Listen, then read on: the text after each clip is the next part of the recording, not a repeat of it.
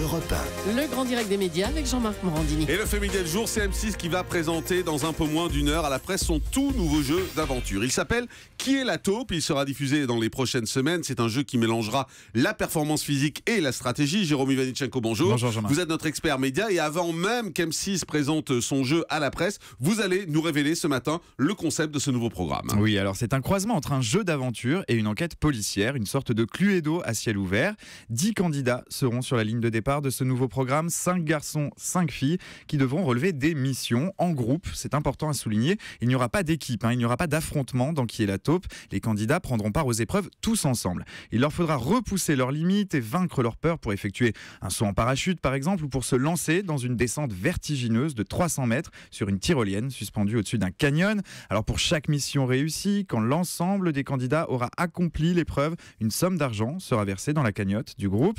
Alors tout cela c'est très bien, mais quel intérêt me direz-vous ? On risque de se lasser assez vite, de voir 10 gugus faire du trampoline ou jouer à saute-mouton. Il faut un ressort pour ce type de jeu et le ressort il est assez vicieux, vous allez voir, puisque parmi les 10 candidats de l'émission se cachera une taupe, vous vous en doutiez, c'est le titre de l'émission, et son objectif à cette taupe sera de faire échouer les épreuves pour que la somme d'argent mise en jeu tombe dans sa propre cagnotte. Habituellement dans ce type de jeu, le credo c'est que le meilleur gagne, cette fois c'est plutôt que le moins bon gagne. Et les candidats le savent qu'il y a une taupe, donc au fil du jeu, les candidats vont devoir essayer de démasquer parmi eux qui est cette taupe. Absolument, l'identité de ce traître, personne ne la connaît, ou presque. Ils sont 3 à être dans la confidence. Le producteur du programme, le rédacteur en chef et la taupe elle-même, bien évidemment. Le casting du jeu devrait semer encore un peu plus le doute. On apprend ce matin que parmi les 10 candidats, il y a un policier à la retraite, une comédienne ou encore une voyante, des personnalités rodées à débusquer le mensonge ou habituées à le pratiquer. Enfin, je dis ça pour la comédienne, pas pour la voyante. La mécanique du jeu repose donc à la fois sur la capacité physique à réaliser une épreuve et sur la capacité de la taupe à mentir, à faire croire qu'elle n'est pas capable de repousser ses limites alors qu'elle cherche en réalité à faire échouer la mission. Un dilemme entre solidarité et suspicion que les candidats vont devoir résoudre en répondant à un questionnaire à la fin de chaque épisode.